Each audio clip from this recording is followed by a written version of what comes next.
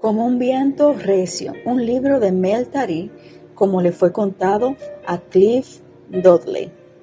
Prefacio. 4 noches antes del golpe comunista en Indonesia, que estuvo a punto de alcanzar el éxito en 1965, Dios, en su soberanía, comenzó a derramar su Espíritu Santo en un pequeño pueblo, en la casi desconocida isla de Timor. Advirtió a los creyentes que oraran, y el país fue extraordinariamente salvado. De inmediato se organizaron equipos de laicos que comenzaron a viajar por Timor y las islas adyacentes, proclamando el Evangelio, sanando a los enfermos y resucitando a los muertos.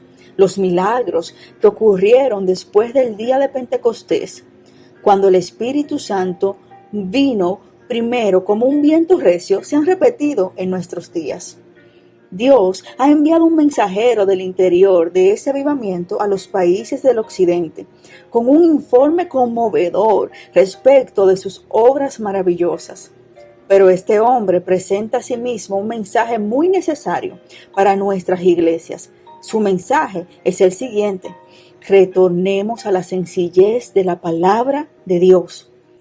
Hay aquí motivos para que el creyente intelectual no relegue los dones del Espíritu Santo al primer siglo de la Iglesia. Hay aquí principios básicos para aquellos que afirman ser bautizados en el Espíritu Santo. Mel Tari recalca que el Espíritu de Dios no solamente trae poder, sino también amor y disciplina. Segunda de Timoteo 1:7. Introducción. Agua convertida en vino, hombres resucitados, la capacidad de ingerir veneno sin sufrir daño, de cruzar caminando un río de unos 9 metros de profundidad. Milagros como estos, realizados en los días bíblicos, han sido descartados con frecuencia en la década del 70, pero se repiten hoy en circunstancias que hombres, mujeres y niños creen sencillamente en Dios y proceden según sus promesas.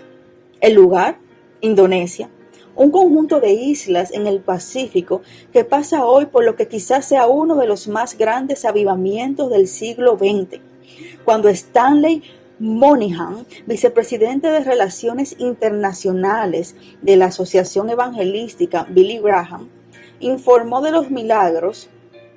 Revista Christian Lee, noviembre de 1967, dijo: lo que el Espíritu Santo realiza hoy en Indonesia se aproxima más que cualquier otra cosa a un nuevo capítulo del libro de los Hechos. La Sociedad Bíblica de Indonesia, que procura determinar los resultados, ha descubierto que es imposible mantenerse a la altura de las estadísticas. Iglesias en la región central de Java, por ejemplo, que tenían 30,000 miembros en 1961, ahora tienen más de 100,000. El avivamiento comenzó en la ciudad de Soe, en la isla de Timor, en el grupo de las pequeñas islas de la Sonda, y continúa en virtud de la labor de equipos evangelísticos. Cuando el señor Moynihan entrevistó al reverendo A. J. B. Thomas, pastor metodista en Bandung, este dijo: esta gente es muy primitiva, siempre ha vivido en el mundo del espíritu y entiende fácilmente el conflicto entre Dios y los espíritus malos. Animados de una fe como la de un niño, los milagros no son para ellos problema alguno. Moynihan cree que vivimos en los umbrales mismos de la época cuando el evangelio se desplazará del Asia hacia el resto del mundo. Uno de los hombres que ha salido con el mensaje es Melchior Tari, conocido más comúnmente como Mel, que tenía 18 años cuando comenzó el avivamiento. Ahora, a la edad de 24 años, Mel ha cruzado de una parte a otra de los Estados Unidos y Europa, dependiendo solamente en Dios para la provisión de sus necesidades. Capítulo 1. En Dios confiamos. El corazón me latía con violencia en circunstancias que el colosal jet de la Pan American rugía a lo largo de la pista en el aeropuerto de Yakarta, para luego levantar el vuelo De pronto, las pequeñas islas de Indonesia se parecían a enormes hojas de plátano. Al poco rato, la densa jungla y las chozas de mi pueblo quedaban solo en mi recuerdo. Yo, Melchior Tarí, un indonesio insignificante, pequeño y sin instrucción, me hallaba de camino a los Estados Unidos. En mi bolsillo acariciaba la moneda de 50 centavos que uno de mis amigos me había dado. La saqué del bolsillo y, como lo había hecho muchas veces, leí atentamente las palabras: en Dios confiamos. Los Estados Unidos debe ser como el cielo en la tierra, pensé. Tanto el gobierno como su pueblo confían en Dios. Cada vez que gastan dinero, se acuerdan de Dios. Dios, ¿estás seguro que tengo un mensaje para los Estados Unidos?, le pregunté. El avión siguió subiendo hasta que nos hallábamos muy por encima de las nubes, y mis pensamientos retornaron a aquel día en 1967. Mel, me había dicho Dios, te voy a mandar a los Estados Unidos para que les cuentes acerca de mí. Eso es imposible, pensé. No hay manera. Necesitaría más dinero del que podría ahorrar durante el resto de mi vida. No te preocupes, me dijo el Señor. Te he llamado y te abriré el camino. Cuando se inició el avivamiento en Indonesia, muchos recibieron mensajes proféticos de Dios de que Él los enviaría de Indonesia a todo el mundo. En aquellos días no teníamos ninguna idea respecto de quiénes enviaría el Señor, pero me puse a pensar, especialmente antes de unirme a uno de los equipos, de que si yo era uno de los escogidos, sería muy lindo. Precisamente por esta razón, Dios no me permitió unirme al primer equipo que salió con el Evangelio. Tuve que esperar hasta que fuese organizado el equipo número 42 para ser elegido. Dios quería que me inspirasen los motivos justos. Un día oré con desesperación diciendo: Señor, ¿por qué no me eliges a mí? Has elegido a mi hermana y ella no es más espiritual ni mejor que yo. En realidad, ella es peor que yo en muchas cosas. Cuando me comparas con los demás, me encuentro tan capacitado como ellos, Señor, o quizá aún más. Dios me habló con una voz suave y delicada. Mel, tus motivos son equivocados. Quieres servirme, pero no en los sitios difíciles de la jungla. Quieres viajar por todo el mundo y eso no es correcto. Así que no te puedo usar ahora. Finalmente, me arrepentí de esos motivos tontos y fui llamado para formar parte de un equipo, 3 meses después de haberse iniciado el avivamiento. 2 años más tarde, Dios me habló de nuevo. Esta vez me dijo que debía ir a los Estados Unidos. Para aquel entonces había perdido interés en partir de Indonesia. Mi mente estaba confusa a raíz de las ideas que había recibido de los misioneros. Me habían dicho que si alguno de nosotros iba a los Estados Unidos, seríamos afectados por el dinero, los automóviles, los ricos alimentos y otros lujos que casi todos disfrutaban en los Estados Unidos. Pero después de semanas de leer la Biblia y orar, comprendí que el trasladarme a los Estados Unidos constituía el plan de Dios para mí. Aún así, Dios me hizo esperar. Me indicó con claridad que debía viajar a los Estados Unidos en 1970 y no antes. El diablo casi me hizo viajar 1 año antes. En 1969, una familia de los Estados Unidos me envió un telegrama y el dinero para mi vuelo. Pero Dios me dijo con claridad: no lo tomes. Les agradecí, pero manifesté: lo lamento, pero aún no ha llegado el momento oportuno. Mel, eres muy tonto, me dijeron mis amigos. Si recibiste el dinero, puedes deducir que era de Dios y debías de haberlo tomado. ¿No quieres ir? Seguro que quiero ir a los Estados Unidos, pero aún no es el tiempo oportuno, les contesté. Dios dice: ve. 1 año después, el Señor me dijo: ahora es el momento de ir. de manera que acudí a los creyentes para que confirmaran el llamado. Le pido que ore por mí, le dije a una de mis hermanas en la fe. Necesito las directivas divinas para algo de mucha importancia. ¿Qué quieres saber?, preguntó. No le puedo decir, porque usted lo pensaría y si le gustaba la idea, diría sí, y si no le gustaba la idea, diría no. Y yo tendría solamente su opinión y no la de Dios. De manera que yo oraré, y mientras lo hago, usted observe la televisión de Dios y dígame lo que ocurre. Dios le había dado a mucha gente de Indonesia el don de visiones. Acudimos a esas personas que observan la televisión de Dios. Les muestra acontecimientos futuros como si fuesen una pantalla gigantesca. De manera que oré y dije, Dios, tú sabes que necesito tu dirección. De manera que te ruego que ilumines a esta hermana para que ella me cuente lo que tú quieres. Tú me has hablado, pero quiero que lo confirmes por intermedio de ella. Cuando terminé de orar, le pregunté, ¿qué le ha mostrado Dios? Es muy extraño, mi hermana me replicó. Te vi de pie entre muchas personas, pero no se parecen a nosotros. Tienen rostros blancos, muchos de ellos tienen cabellos amarillos. Sus ojos son distintos de los nuestros. Muchos de los hombres tienen más de 1,80 m de estatura. Tampoco entendí lo que tú decías, hablabas en una lengua muy extraña. No sé el país que vi, pero Dios me indicó que te dijera que debes hacer lo que Él te ha dicho y que debes hacerlo ahora, porque es su voluntad. Mel, ¿qué es esto? Por favor, explícamelo.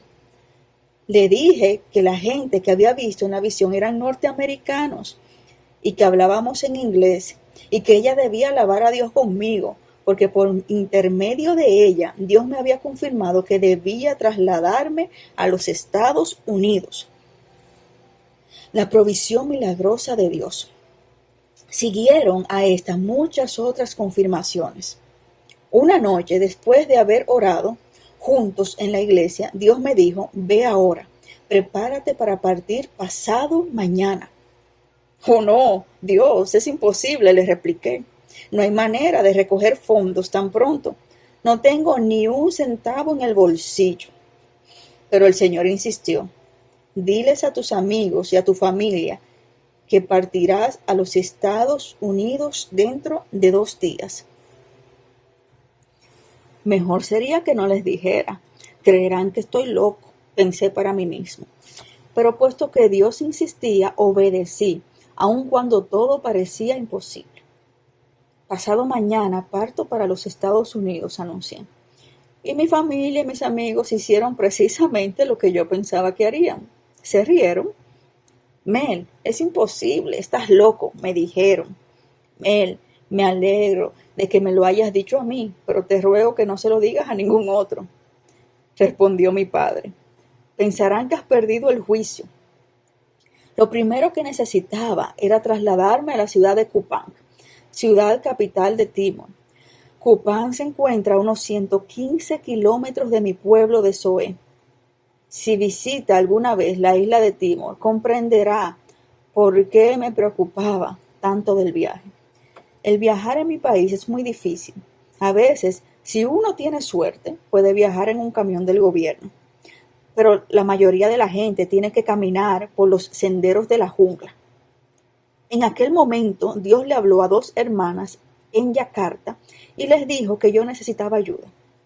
Dios le dijo que volaran a Kupang, contrataran un jeep, fueran a Soe y trajeran de vuelta a Mel Tari a Yakarta. Dios, Mel acaba de regresar a Soe y ahora tú quieres que vayamos a buscarlo, dijeron en tono de protesta.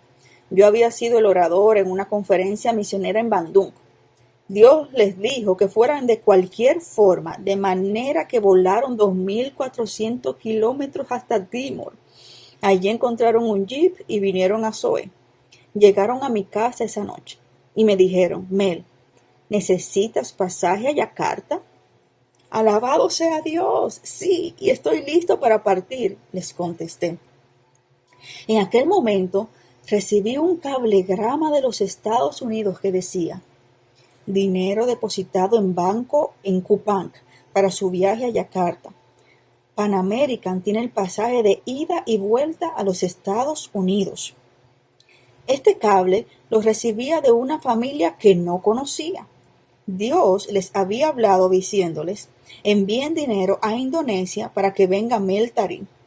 No me conocían, pero obedecieron a Dios y enviaron el dinero. Llevé el cablegrama al banco y recibí el dinero para ir a Yakarta. Pero cuando llegué a dicha ciudad, se me presentó un verdadero problema. ¿Cómo conseguiría una visa para los Estados Unidos? No tenía nadie que me patrocinara. Me presenté al vicecónsul norteamericano, quien no quiso extenderme la visa. ¿Quién lo va a patrocinar?, me preguntó. El Señor Jesucristo, le repliqué. Es una buena persona, quizá, me dijo, pero no lo podemos aceptar como su patrocinador. Salí de aquella oficina esa mañana sin la visa. Después de almorzar y muchas oraciones, Dios me dijo que volviera al consulado y que por segunda vez pidiera la visa. Cuando regresé, el vicecónsul se había ido y hablé con una mujer. Resultó ser la cónsul. ¿Quién lo patrocina?, me preguntó. El Señor Jesucristo, le dije. Sin vacilar, escribió la visa y me la entregó. ¿De qué manera vivirá en los Estados Unidos?, me preguntó. El Señor suplirá todo lo que necesito. Me lo ha prometido, le respondí. Oh, me dijo, quizás se convierta en una carga para los Estados Unidos. No, jamás seré una carga para nadie en los Estados Unidos, le respondí. Si el Señor Jesús puede soportar la carga de todo el mundo, indudablemente puede cuidarme a mí. Después de salir dije: ahora, Señor, has demostrado quién eres. Pero, Señor, tú sabes que no puedo hablar inglés muy bien. Ve tú y yo me encargaré del problema del idioma, me dijo Dios.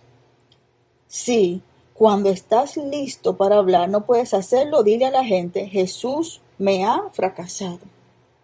A mi llegada, de repente, oí que los gigantescos motores del jet reducían la marcha y apareció la señal que decía: abróchense los cinturones. Escuché a la camarera que decía: tengan la amabilidad de abrocharse los cinturones, puesto que nos preparamos para aterrizar en el Aeropuerto Internacional de Los Ángeles. Un gozo profundo llenó mi alma. Estados Unidos, pensé, el país donde todos confían en Dios. Señor Jesús, gracias te doy por dejarme venir a este cielo en la tierra, oré, y hazme saber lo que quieres que le diga a esta gente que ya sabe tanto de ti.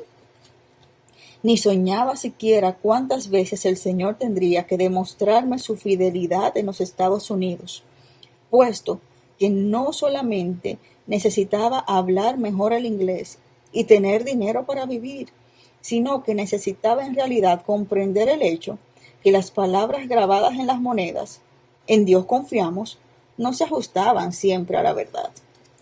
Apenas podía bajarme del avión, puesto que estaba tan entusiasmado.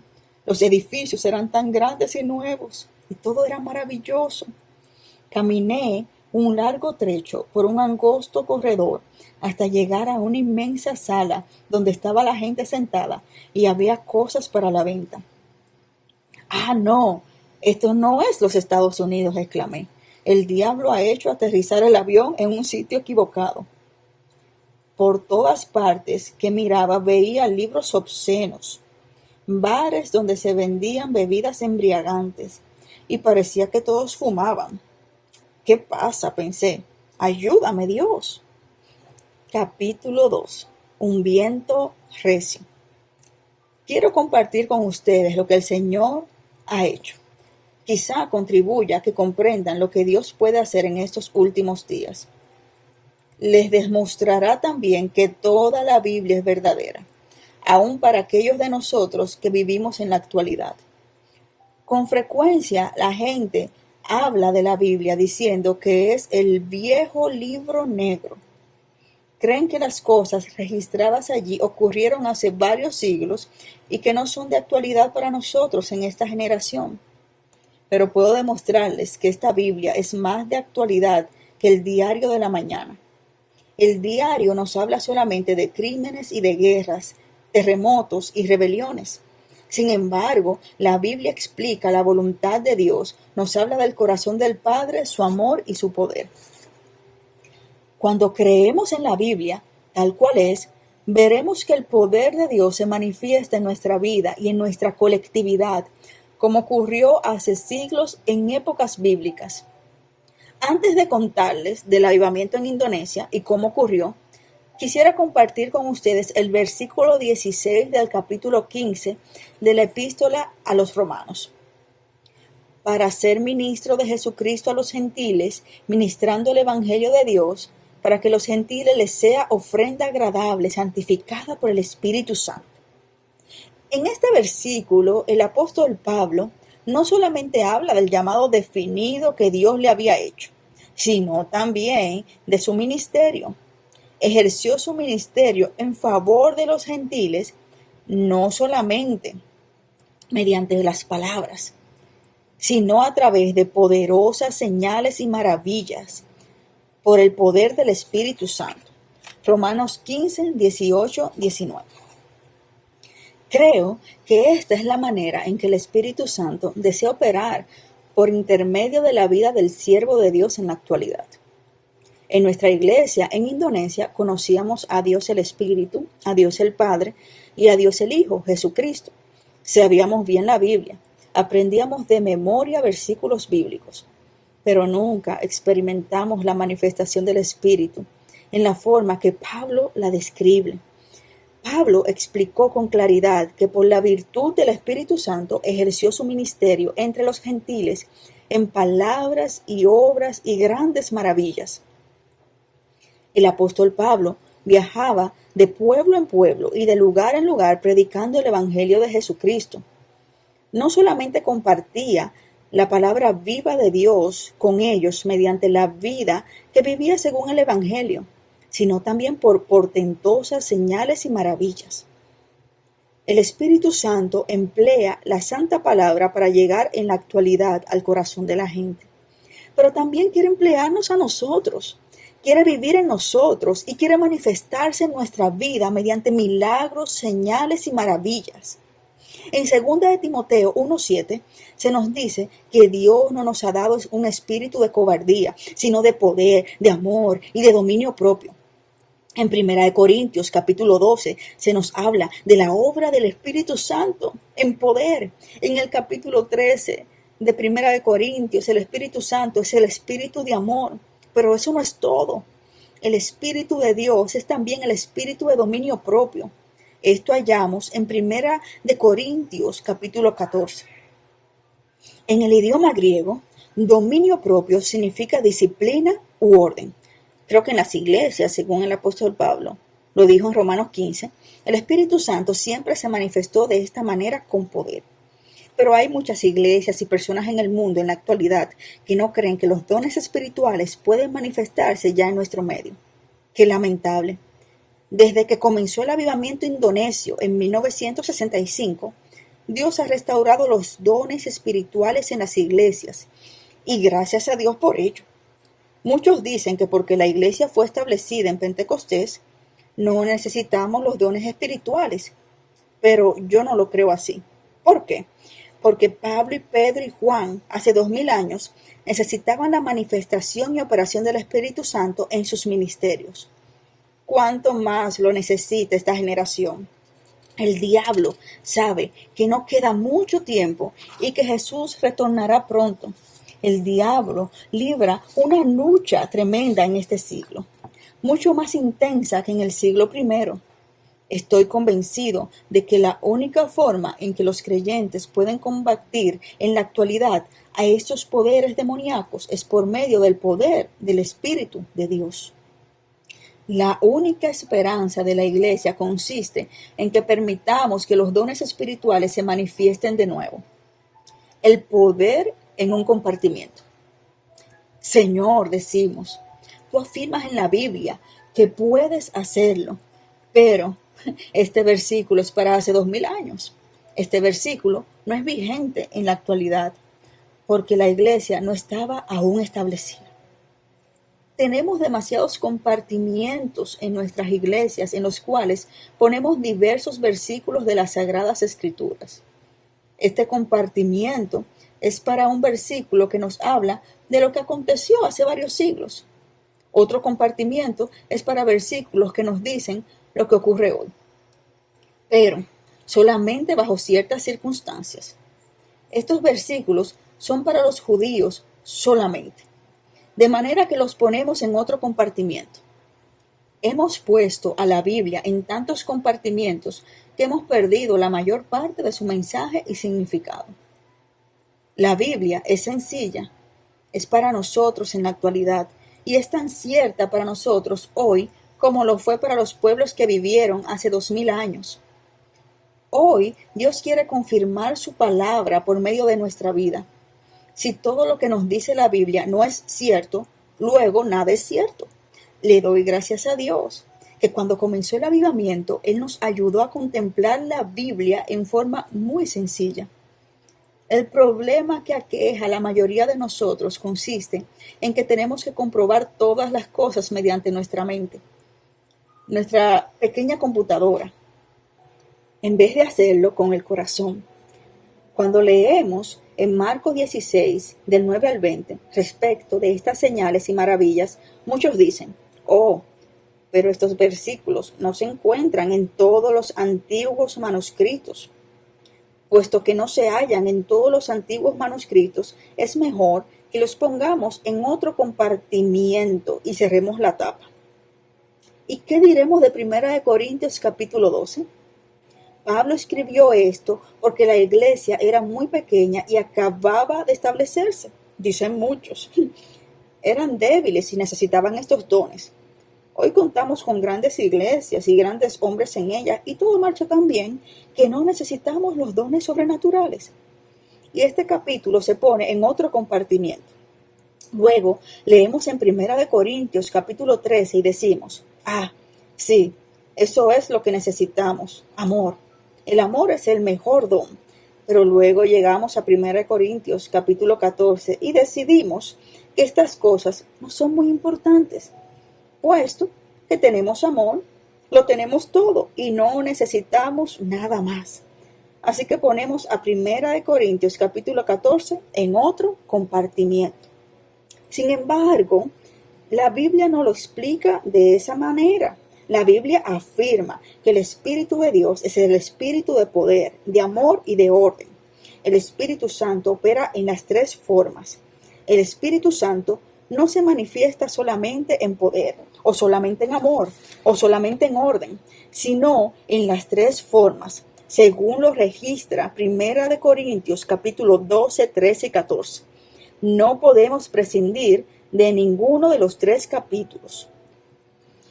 Pertenezco a la iglesia presbiteriana y allí hacíamos todo con orden. Cuando íbamos a la iglesia, todo estaba anotado en un programa. El pastor leía una parte y nosotros leíamos la otra. Sabíamos cuándo ponernos de pie, cuándo sentarnos, cuándo orar y cuándo cantar. Realmente le agradecía a Dios y apreciaba ese orden en mi iglesia. También teníamos amor, o mejor dicho, teníamos un poquito de amor. Cuando alguien nos sonreía, le sonreíamos también. Aprendimos a amar a la gente que nos amaba. Y si alguien no nos amaba, nosotros tampoco lo amábamos mucho. Pero en mi iglesia no teníamos poder alguno. Cuando vino el avivamiento, Dios nos concedió todos los dones del Espíritu Santo, como así también poder, amor y orden.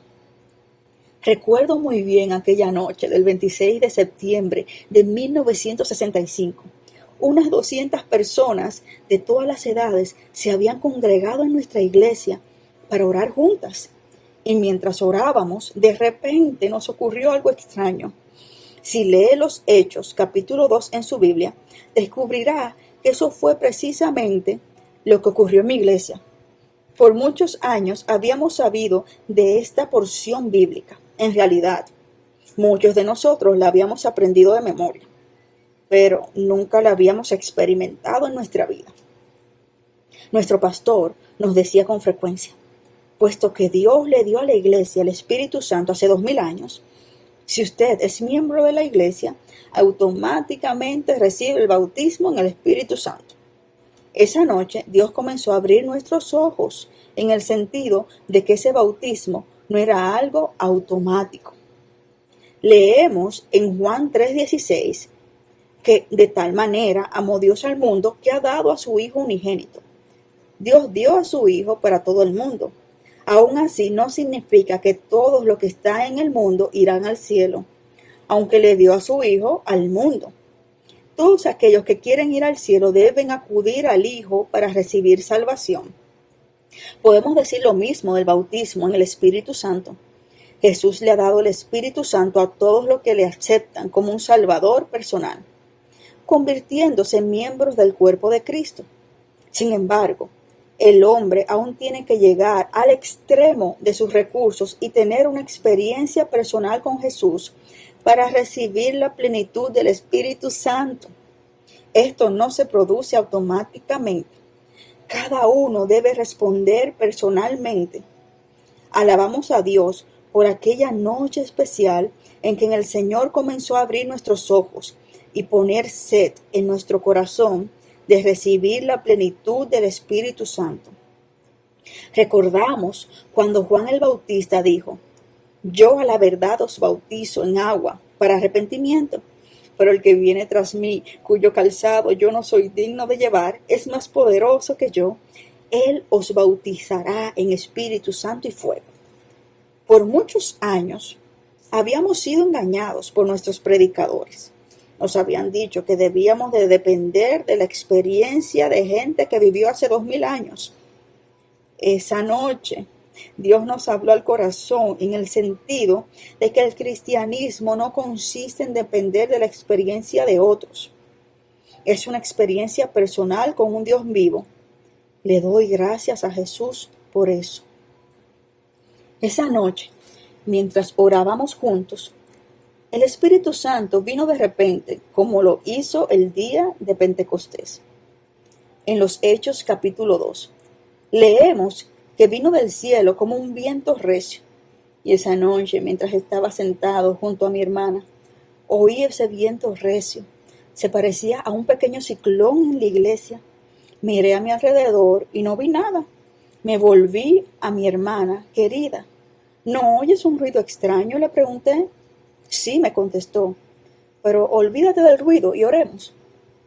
Ella comenzó a orar y al mismo tiempo oía a muchos otros que empezaban a orar. Debe saberse que en nuestra iglesia orábamos siempre siguiendo un orden absoluto, uno por uno. Era suficiente que una sola persona orara en nuestra iglesia, puesto que todo estaba escrito delante de nosotros. Si muchos fuesen a orar, hubiésemos tenido que escribir muchas oraciones. Pero esa noche, aquellos presbiterianos se olvidaron del orden escrito y de las oraciones que tenían ante sí y comenzaron a orar en el Espíritu. Al principio lo hicieron uno por uno, pero antes de que me diera cuenta, todos comenzamos a orar al mismo tiempo. Querido Jesús, ¿qué pasa en mi iglesia? ¿Se han olvidado del orden escrito?, exclamé. Y mientras todos oraban, miré a los pastores. Qué ansiedad se reflejaba en sus rostros. Allí estaban sentados en la plataforma, sin saber qué hacer con esas 200 personas. Ellos también oyeron el viento recio que soplaba. Miré de nuevo a mi alrededor y no vi nada que se moviera. Era solo un ruido. Luego oí la campana de incendios que sonaba fuerte y con rapidez frente a la iglesia. Se hallaba el departamento de policía y la campana de incendios. El hombre de guardia en el departamento de policía vio que nuestra iglesia estaba envuelta en llamas, de manera que tocó la campana de incendios para informarle a la gente del pueblo que acudiera de inmediato, puesto que se había declarado un incendio. En Indonesia, especialmente en Timor, no tenemos bomba de incendio. Simplemente tocamos la campana y la gente se da cuenta de que hay un incendio. En Indonesia, especialmente en Timor, no tenemos bombas de incendio. Simplemente tocamos la campana y la gente se da cuenta de que hay un incendio y acude de todas partes con baldes de agua y otras cosas para apagar el fuego. Cuando llegaron a la iglesia vieron las llamas, pero la iglesia no se quemaba. En vez de ser un fuego natural, era el fuego de Dios. En virtud de eso, muchas personas recibieron a Jesús como su Salvador y también el bautismo en el Espíritu Santo. Naturalmente, que por ser presbiterianos no estábamos familiarizados con las palabras bautismo o plenitud del Espíritu Santo. Era algo nuevo para nosotros, pero Dios abrió nuestros ojos y nos dijo que eran cosas que debíamos experimentar en nuestra vida, que no podíamos depender del Pentecostés del pasado. Quiero darles un ejemplo. Quizá algún día usted se enamore de una joven y el papá le dirá: parece que estás enamorado.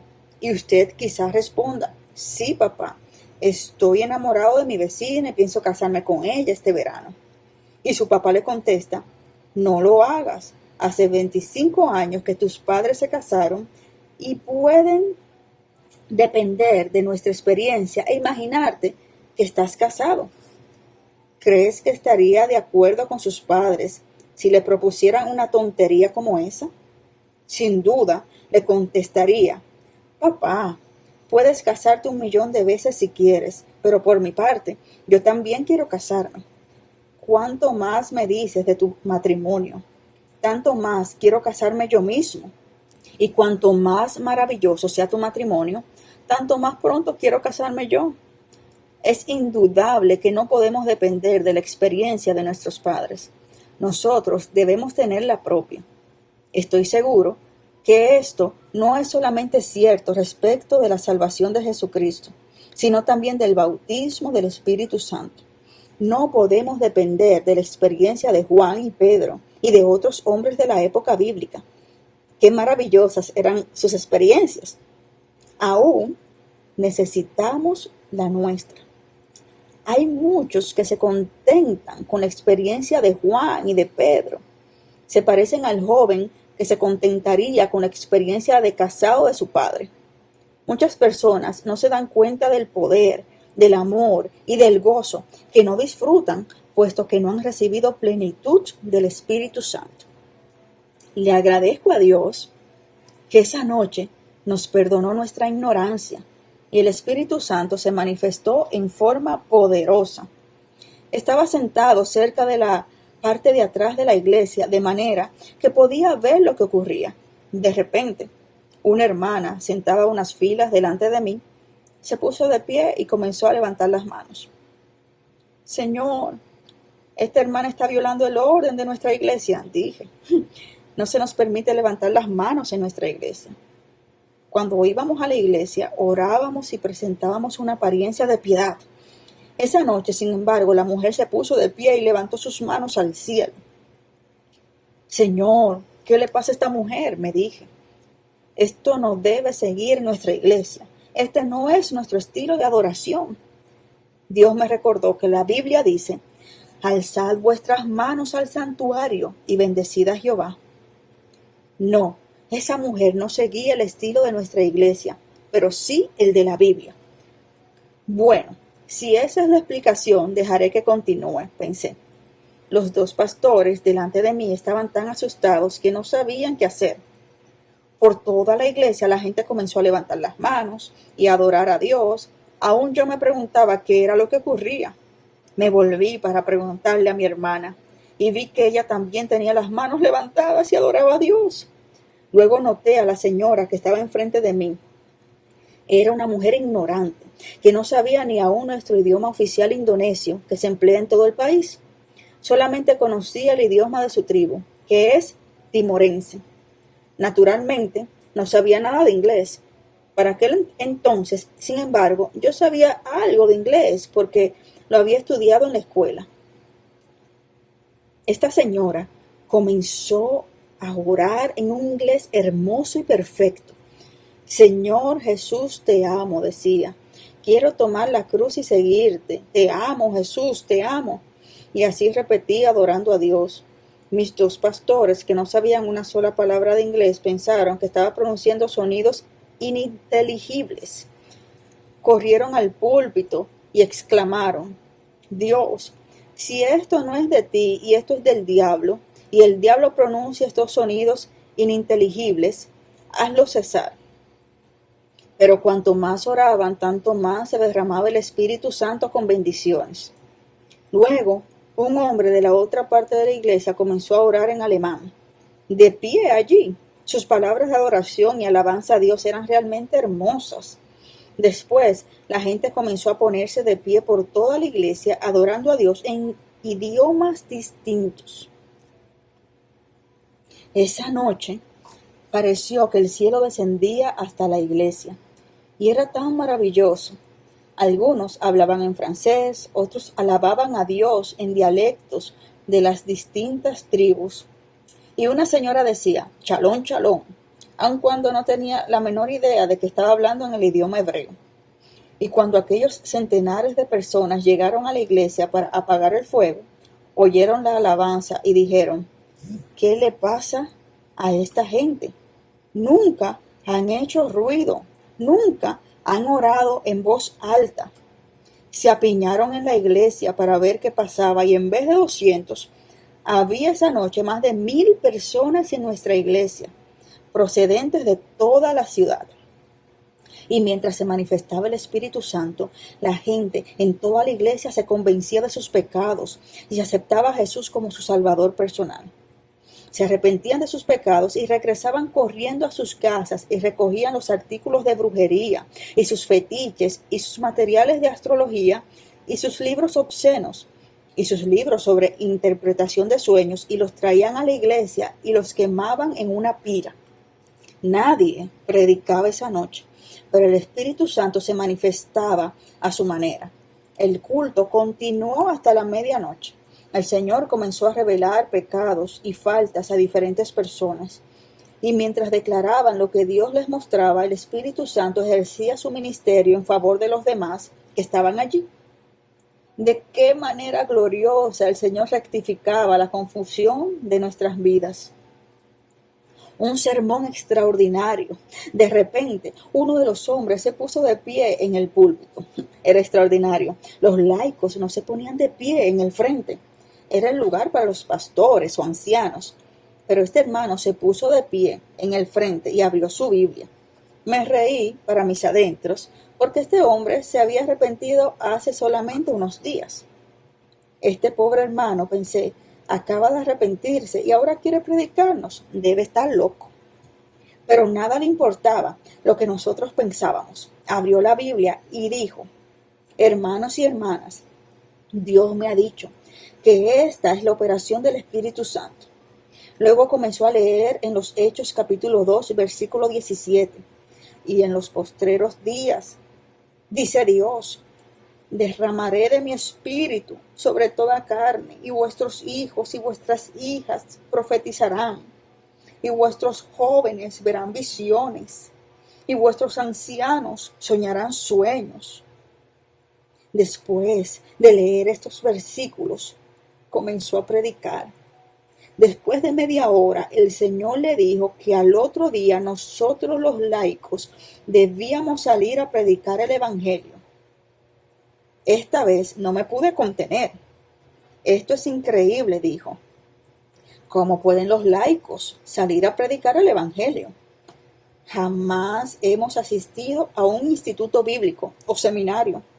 Acabamos de arrepentirnos. ¿Cómo podemos predicar el Evangelio? Esto es imposible. Hermano Mel, me respondió este hermano, el Señor me ha dicho que debemos de salir y predicar el Evangelio, y que este es el deber de los creyentes. No es solamente el deber de los pastores y ancianos, sino que todo creyente debe predicar a Jesucristo. Creo ahora que esto es lo que no hemos hecho en nuestras iglesias, y es aquí en donde nos hemos equivocado. Nos sentamos por años tratando de explicarnos todas las cosas sin darnos cuenta de la sencillez de la palabra.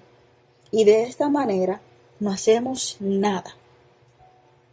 Le agradezco a Dios que esa noche comenzó a hablarnos y decirnos: mañana deben salir a predicar el Evangelio. En los primeros 3 meses tuvimos unos 70 grupos de laicos que salían y predicaban el evangelio de pueblo en pueblo. Y cuando salían, grandes señales les seguían. Y así se inició el avivamiento indonesio. Para muchos, Dios impartió palabra de ciencia para revelar estos pecados. Una noche, una mujer se dirigió a un hombre en la iglesia y le dijo: hermano, usted ha cometido adulterio y el Señor quiere que se arrepienta. Nunca ha confesado este pecado. La esposa del hermano estaba allí y se enojó muchísimo. Ahora sé tu secreto, le dijo. No, nunca hice nada, replicó el hombre. ¿Cómo que no hizo nada?, le dijo la mujer con la palabra de ciencia. Le suministraré los detalles. Y le comunicó la fecha exacta, el lugar y el nombre de la otra mujer involucrada. Y luego le dijo: ¿ahora se atreve a negarlo? Finalmente el Espíritu de Dios cayó sobre este hombre y confesó su pecado. La mujer de este hombre seguía enojada y Dios envió a otra persona para que le hablara de su pecado. Ella comenzó también a confesar su propio pecado. Por toda la iglesia esa noche la gente confesó sus pecados secretos y Dios limpió la vida de todas aquellas personas y las preparó para ser usadas en su servicio. Asimismo, muchas personas tenían artículos de brujería en sus casas y no querían confesarlo, de manera que Dios le dijo a algún otro hermano en la iglesia quién era el que tenía los artículos de brujería y el lugar exacto donde los guardaba. Luego no podía negarlo. Tenía que confesar y librarse de esos artículos de brujería y fetiches. De esta manera, Dios nos reveló esa noche la verdad respecto de poderes demoníacos. Muchas personas, sin comprenderlo, habían estado bajo la esclavitud de Satanás. A uno de los hermanos se le dijo que tenía bebidas embriagantes ocultas en su casa. No, no tengo nada, dijo el hombre, y se negó a arrepentirse. Dios le comunicó a la gente que estaba tratando de ayudar a este hombre, que si él no se arrepentía, moriría en 24 horas. De manera que le dijeron que tenía solamente 24 horas para confesar su pecado o moriría. Al día siguiente, cuando el hombre vino al culto, se le dijo que tenía solamente 1 hora para arrepentirse. Si no se arrepiente, morirá, le dijo la gente. No me importa, no tengo ninguna bebida embriagante, dijo. Ahora le queda solamente media hora, le dijeron. Ah, ustedes están locos, me queda más que eso, replicó. Cuando le quedaban solamente 5 minutos, trataron de ayudarlo, pero aún contestó: no, no tengo ningún pecado secreto. Por favor, le rogaban, confiese su pecado. Le quedaban solamente 30 segundos cuando dijo: no, no me vengan con esas tonterías, están locos. Y mientras le seguían rogando otros, comenzaron una cuenta regresiva: 9, 8, 7, 6, 5, 4, 3, 2, 1. Y el hombre se desplomó muerto. Hay tantas personas que se niegan a confesar sus pecados y pedirle a Dios que los perdones, que en el avivamiento indonesio la confesión era una de las características, puesto que Dios quería libertarnos del poder demoníaco y limpiar nuestro corazón para que pudiéramos vivir vidas santas. Primero, el Señor nos hacía ver nuestros pecados. Luego, le pedíamos que nos perdonara y que sanara nuestros corazones quebrantados. Renunciábamos a todas las relaciones demoníacas del pasado. Y después, Dios nos capacitaba para predicar el Evangelio. Cuando salíamos, podíamos ver la manifestación del poder de Dios. Después de que la gente se arrepintiera en el avivamiento de Indonesia, una de las primeras cosas que Dios les habló fue sobre no tomar bebidas embriagantes. Ustedes en los Estados Unidos es mejor que oren, porque es peor aquí que en los países paganos cuando se trata de beber bebidas alcohólicas. Les lanzo un reto para que vengan a mi ciudad, Zoé, en Timor, Y si encuentran un vaso de bebida embriagante, realmente me sorprenderé. Dios se ha manifestado en forma tremenda, de manera que la gente sabe que la vida cristiana no es solamente una vida de abundancia del poder de Dios, sino que también es una vida santa. La Biblia dice en el Salmos 29, versículos 2 y 3, dad a Jehová la gloria debida a su nombre, adorad a Jehová en la hermosura de la santidad.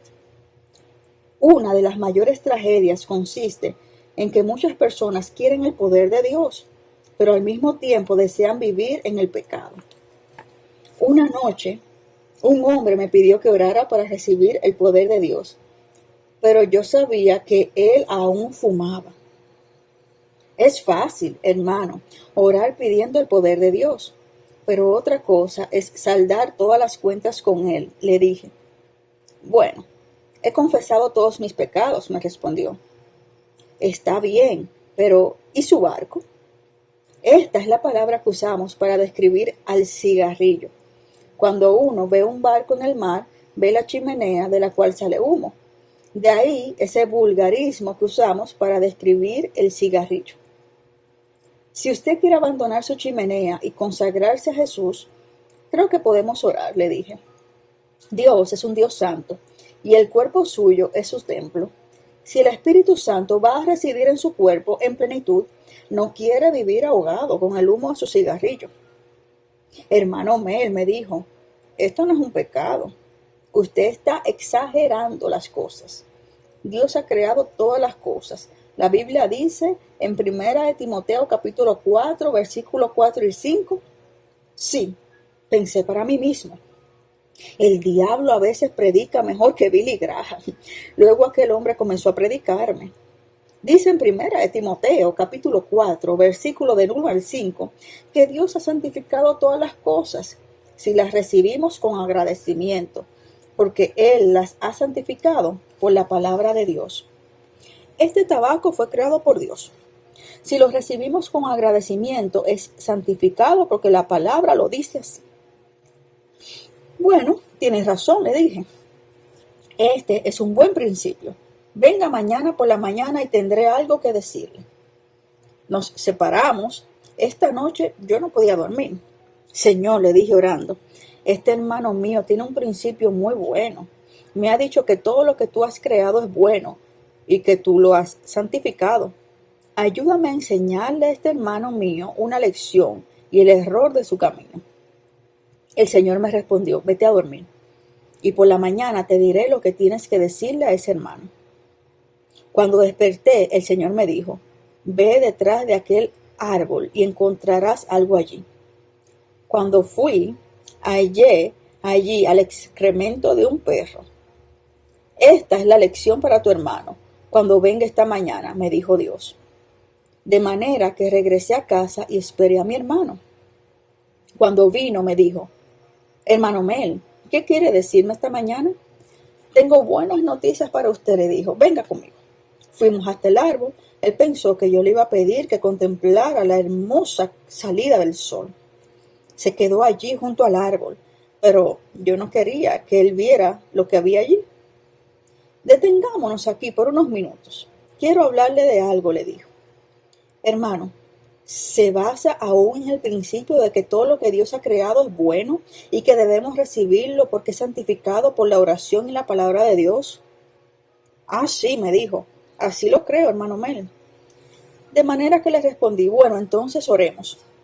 Antes de que se diera cuenta de lo que pasaba, le puse la mano en el hombro y oré diciendo, querido Jesús, te doy gracias porque tengo un buen hermano con un lindo principio de que todo ha sido santificado por Dios. Te agradezco por este hermano que te honra al recibir todo lo que tú has creado en este mundo. Ruego que tú santifiques todo lo que hay aquí para que mi hermano lo disfrute. Amén. Cuando terminé de orar, estoy seguro que se preguntaba si yo tendría algún plátano o algo en el bolsillo que estaba a punto de darle. Pero le dije, hermano, quiero que ahora cumpla su palabra. Me ha oído que oré pidiéndole a Dios que santificara todo lo que había aquí. ¿Cree usted que todo lo que hay aquí ha sido santificado según su palabra? Asintió con la cabeza. Y antes que se diera cuenta de lo que pasaba, recogí con una cuchara el excremento del perro, sonreí y le dije: querido hermano, ¿quiere comer esto? Le acerqué la cuchara a la boca. Sin embargo, no se la aproximé más que una pulgada. Me miró y me dijo: Mel, ¿está bromeando?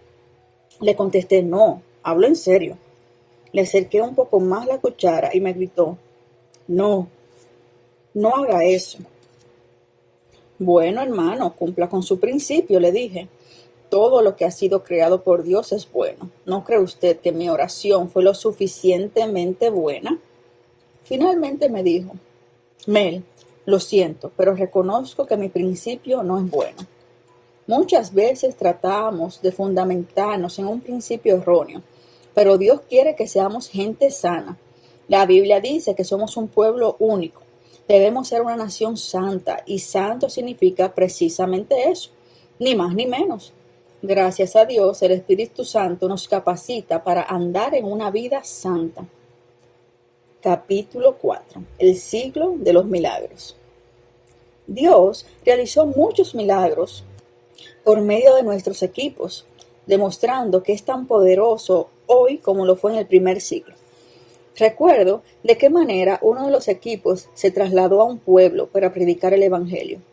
El sacerdote pagano les dijo: no puede predicarnos acerca de Jesús, pero queremos decirles que hemos conocido al diablo desde hace varias generaciones.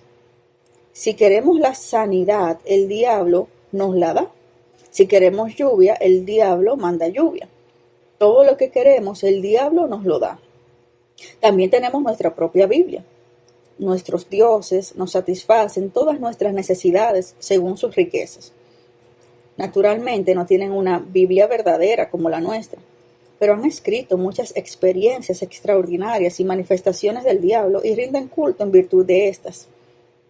Si ustedes nos hablan de un nuevo Dios, que Él demuestre que es más poderoso que nuestros dioses, le dijo el sacerdote a nuestro equipo de predicadores. El equipo no sabía qué hacer, de manera que todos oraron y pidieron la ayuda de Dios, y Dios les dijo: díganle a la gente que si quieren que su Dios se manifieste a ellos y que muestre que es más poderoso que sus dioses o demonios, que se reúna y me manifestaré a ellos. Luego los miembros del equipo le dijeron al jefe de los sacerdotes paganos: reúne a tu pueblo y diles que vengan a ver lo que ocurrirá. El sacerdote pagano se entusiasmó. Quería ver si el Dios de los cristianos podía manifestarse. Se congregaron unas 1000 personas, con el jefe de los sacerdotes paganos delante.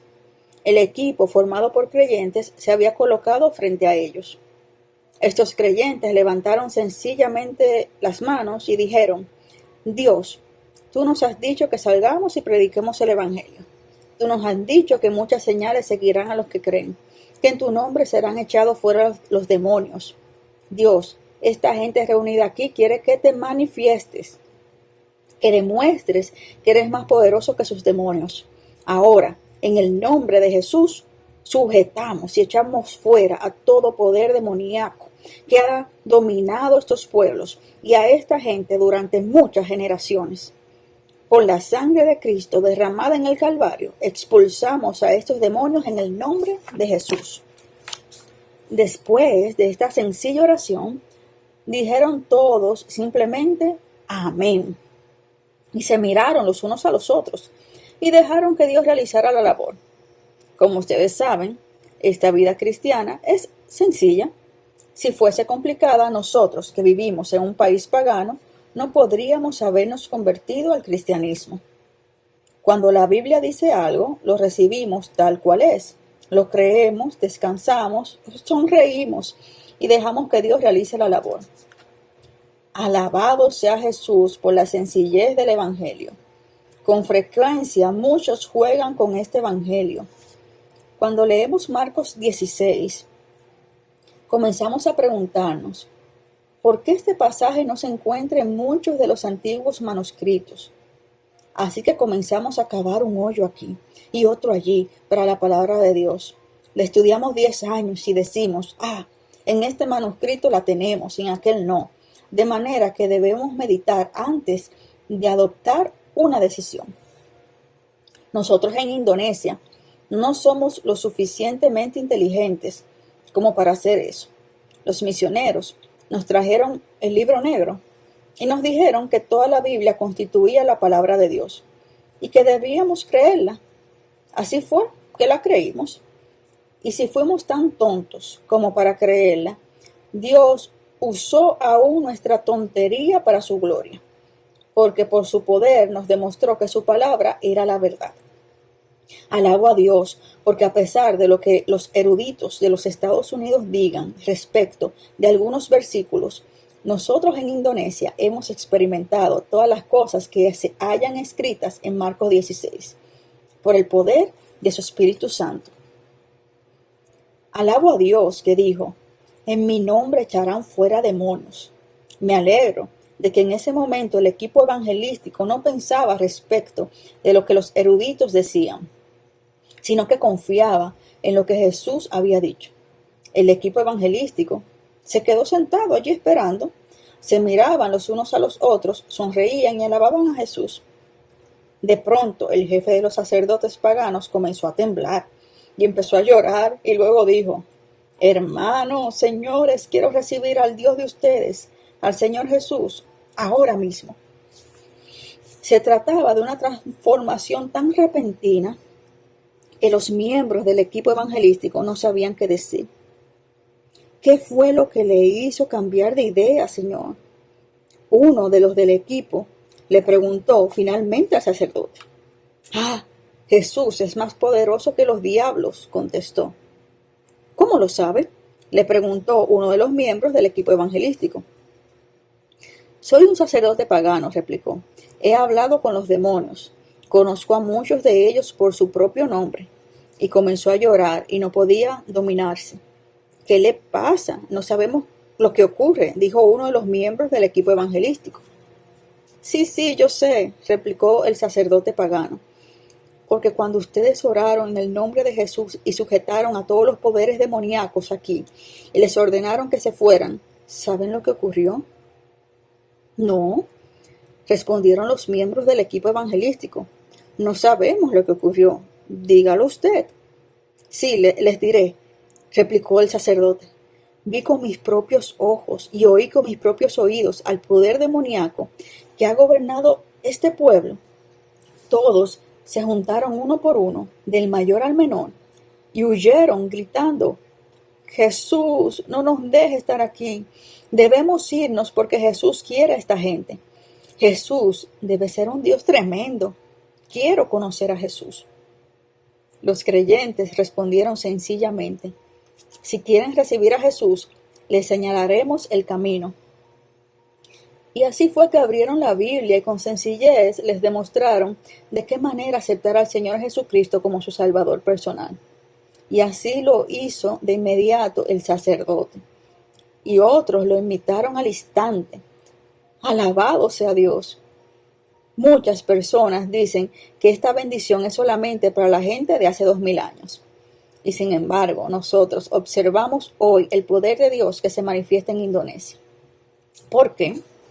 Porque el diablo sabe que le queda muy poco tiempo y por lo tanto luchará con todas sus fuerzas contra el cristianismo.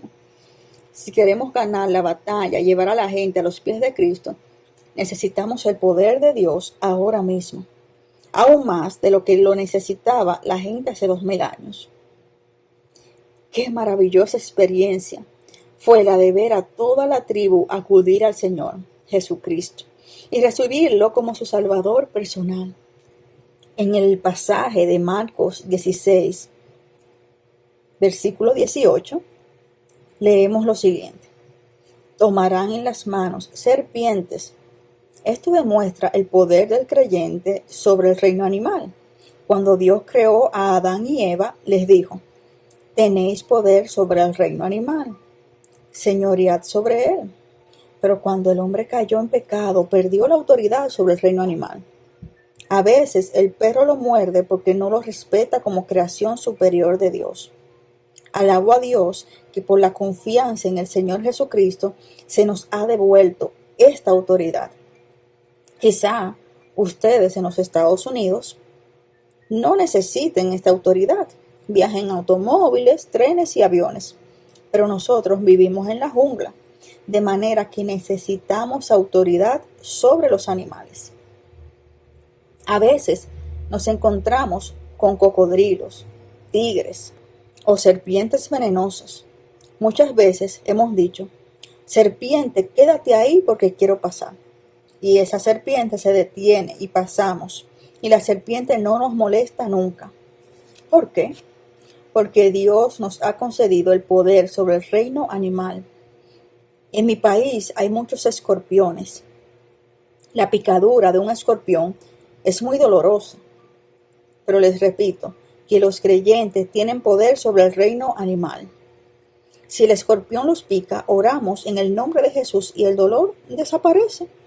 Ni los escorpiones ni otros animales deben molestarnos, puesto que somos creación superior de Dios.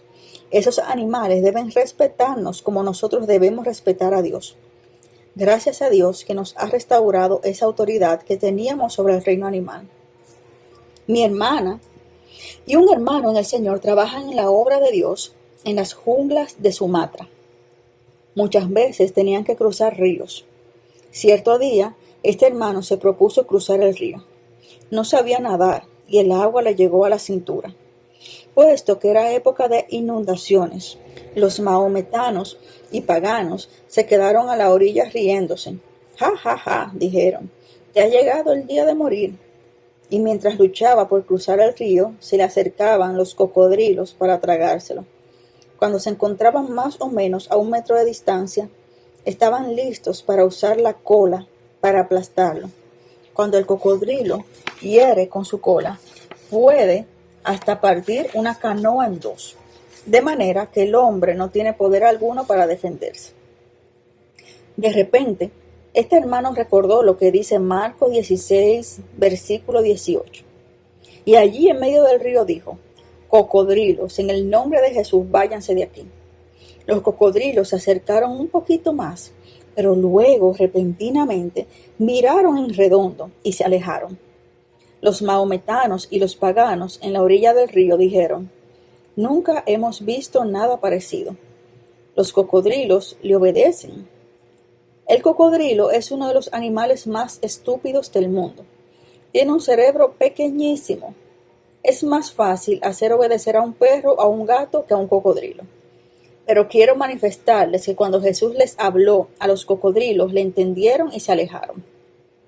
Una vez más, los paganos vieron la manifestación del poder de Dios ante sus propios ojos. Aquellos que presenciaron este acontecimiento acudieron a Jesús. La palabra de Dios dice, y si bebieren cosas mortíferas, no les hará daño.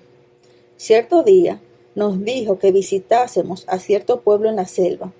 Es un lugar muy terrible cerca de Kupang, nuestra ciudad capital de Timor. Cuando le dijimos a la gente que nos trasladábamos allí, apenas podían creernos. Ah, no, nos dijeron, si van allí los matarán. ¿Por qué? Porque en ese lugar la gente practicaba toda clase de brujería y hacían diferentes venenos. Sí, la gente se detenía allí para pedir un vaso de agua, la envenenaban. Tarí, pronto, como bebían el agua, morían. De manera que la gente nos rogaba que no fuésemos allí a predicar el evangelio. Pero Dios le dijo a mi hermana, a mi cuñado, y a mí, y a otros 4 más que fuésemos. Si morimos, moriremos porque Dios nos dijo que fuésemos allí, replicamos. Pero en realidad estábamos asustados. Luego Dios nos recordó el versículo que dice, si bebieren cosa mortífera, no les hará daño. Cuando llegamos al pueblo, lo primero que hicieron fue darnos alimento y algo para tomar. Todos nos miraban. Estábamos asustados. Pero confiamos en Jesús y comimos y comimos y comimos. Porque habíamos andado varios kilómetros y teníamos hambre. Después de terminar de comer, comenzamos a predicar el evangelio. Pasaron varias horas. Cuando terminamos la reunión, un hombre se nos acercó. Señor, usted debe de tener poder en su vida, me dijo. No tenemos ningún poder, les replicamos. Se está burlando, me dijo. Le respondimos, no tenemos ningún poder, somos seres humanos como usted. No, nos dijo, no les creo. Si no tienen poder, luego algo muy grande debe de haberlos protegido.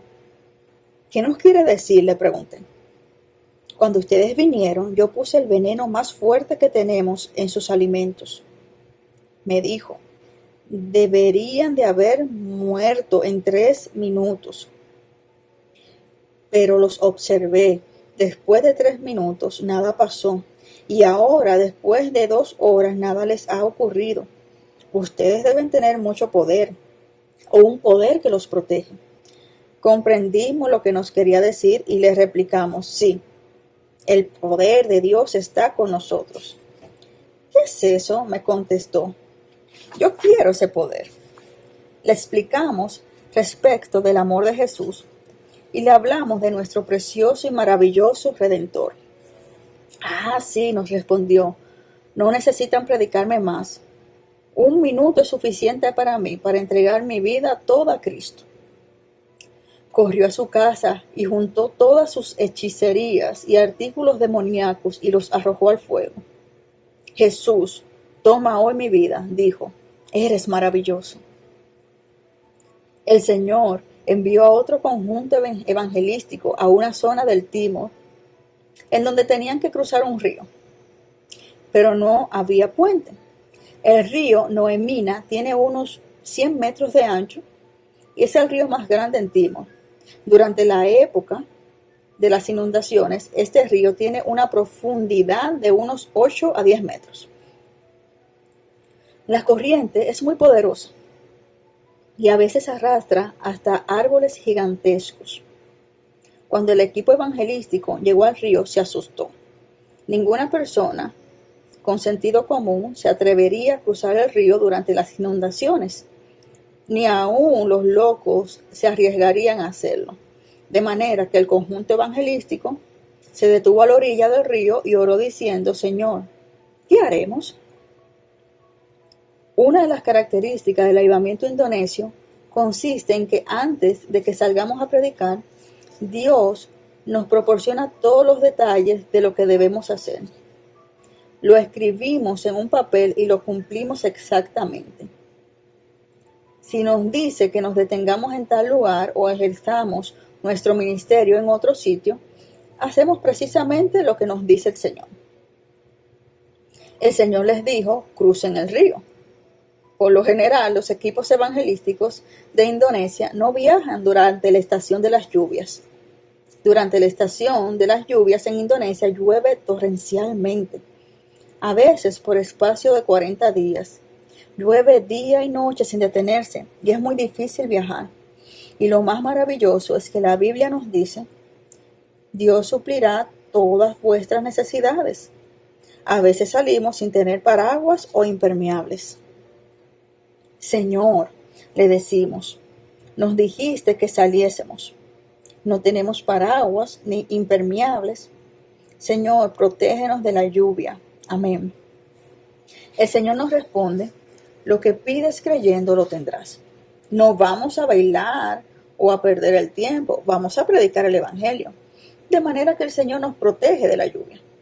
Vemos la lluvia a 3 metros delante de nosotros, a 3 metros detrás de nosotros, a 3 metros a nuestra derecha y a 3 metros a nuestra izquierda, pero ni una gota siquiera cae sobre nosotros.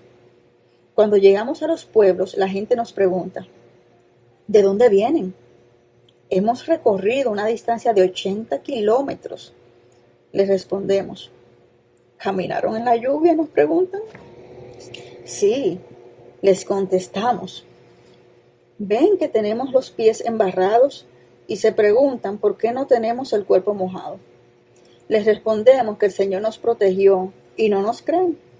A veces salen y procuran descubrir dónde tenemos ocultos nuestros paraguas o impermeables, pero nunca los encuentran, porque Dios nos ha protegido y no habíamos usado ni paraguas ni impermeables.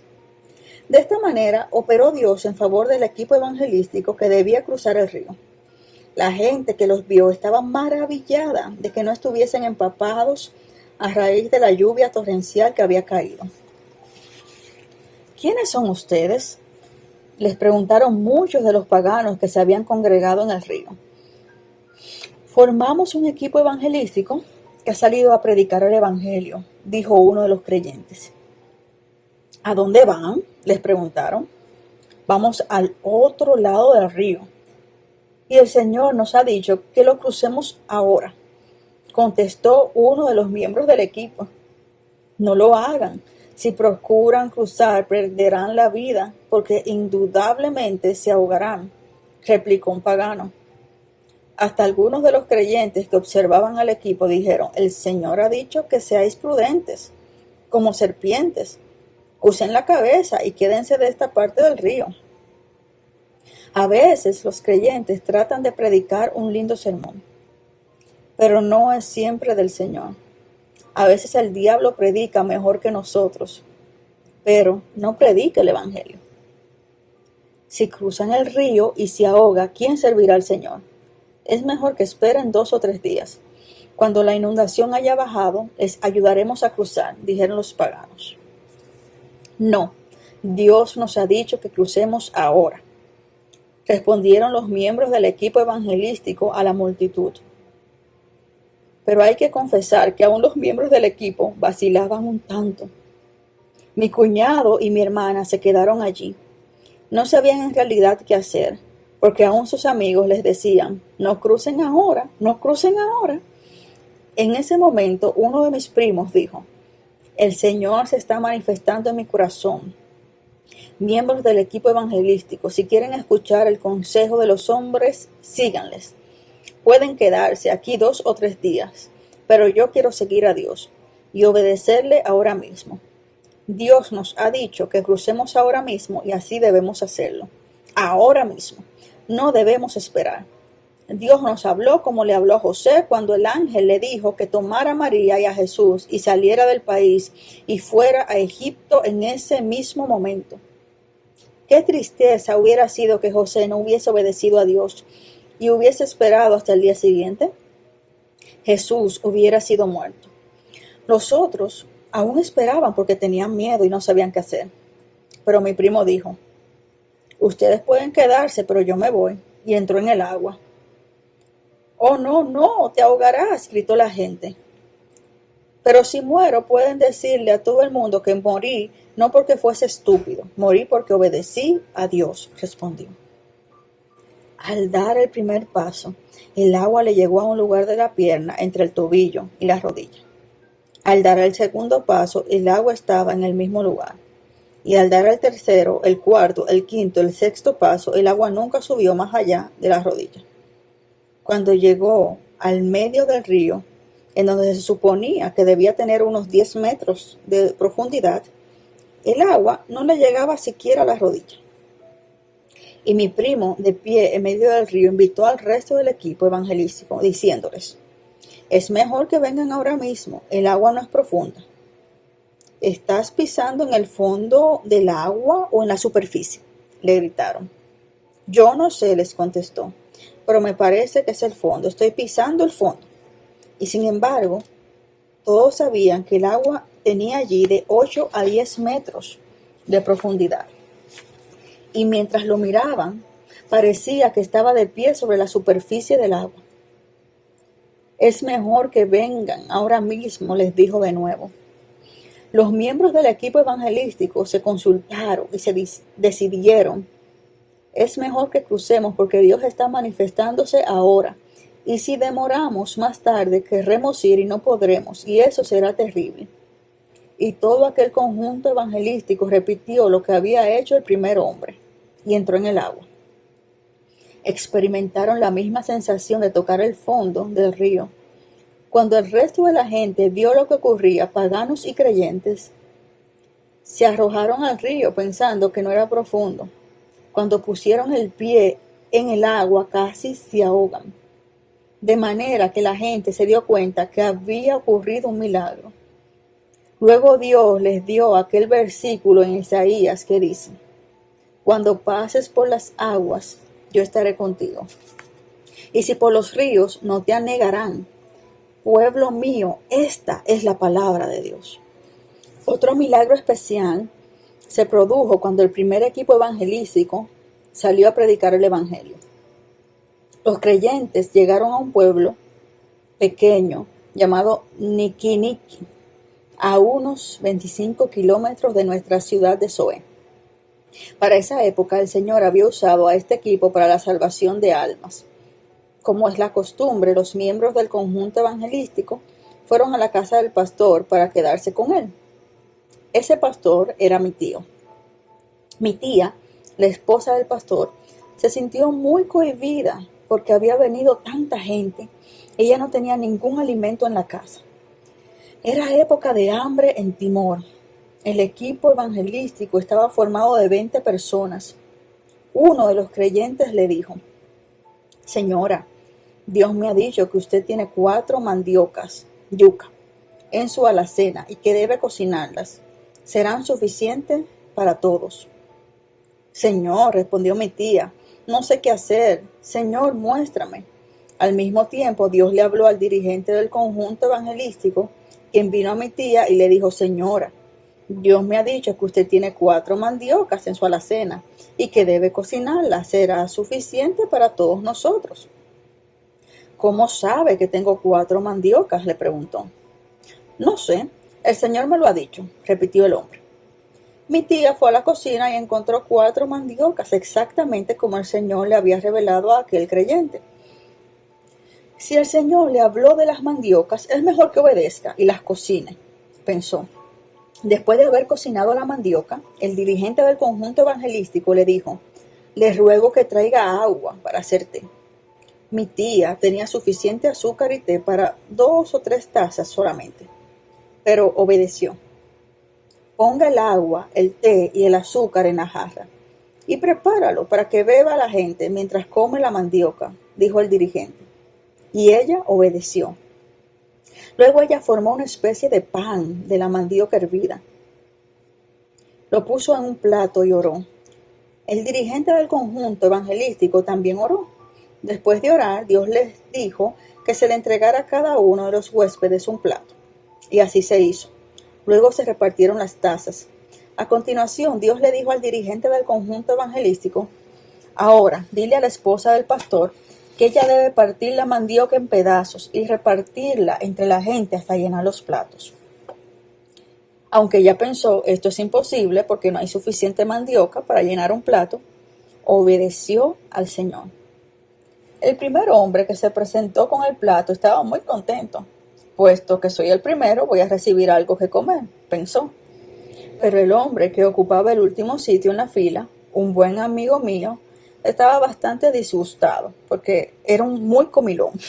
Era un hombre corpulento. Más tarde le pregunté cómo se sentía. Me respondió: estaba muy asustado. Oré intensamente y dije: Señor, soy el último de la fila y hay un solo pan de mandioca.